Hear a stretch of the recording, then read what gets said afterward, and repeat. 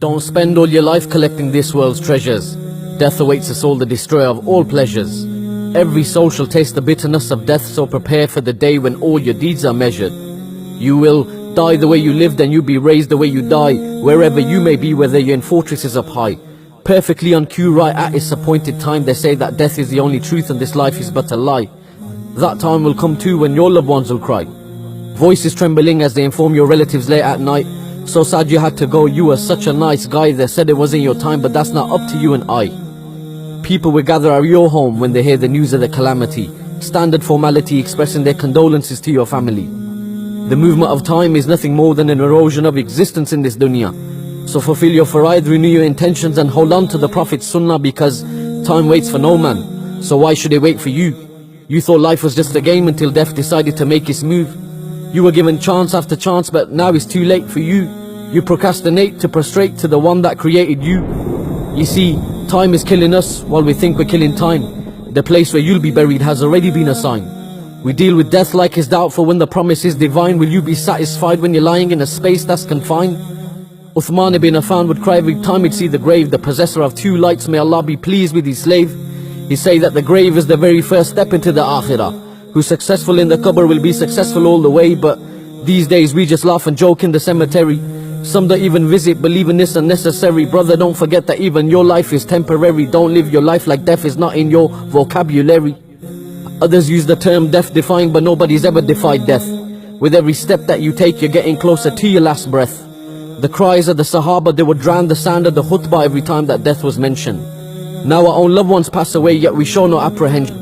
Tomorrow's not guaranteed, but you're still worried about your pension. You were too busy with this world, gave the hereafter no attention.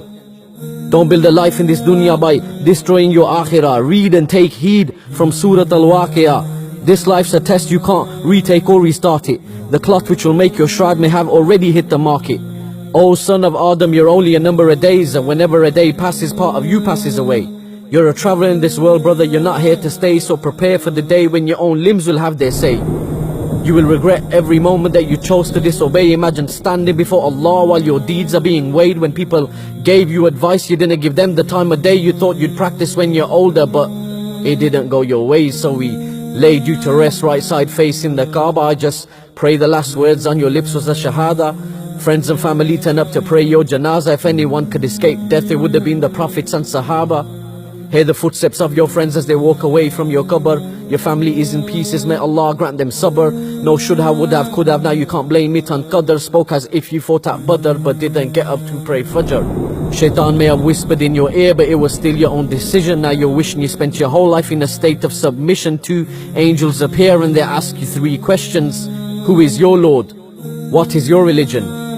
Who was your prophet? I pray you state the right answers. Love for this world is a disease. It's a sickness worse than cancer, because if you dislike to meet Allah, Allah dislikes to meet you. Remember, you have an open enemy that will try to defeat you. Shaitan won't leave you alone. He'll try and misguide you to the end. So if you're losing the battle to him now, then tell me, what will you do then? Once the angel of death takes your soul, it will be too late to repent. His advice to myself, first and foremost, we all need to make amends. Don't want your soul to leave your body like a thorn branch ripping through wet wool. The world is small, our desires are large, the dirt will ensure we're finally full. Angels of dark faces whipping you, calling you by the worst of names, telling you to taste the punishment of the blazing flame, saying, "O evil soul, come out to the anger and wrath of Allah." So while you're alive, make sure everything you do is fi sabilillah. Constantly remember death and try your best not to get misled. If you could hear what happens in the grave, then you would stop burying your dead. My brother, you could be here one morning and be gone by the afternoon. That's why we say, Inna lillahi wa inna ilayhi raji'un.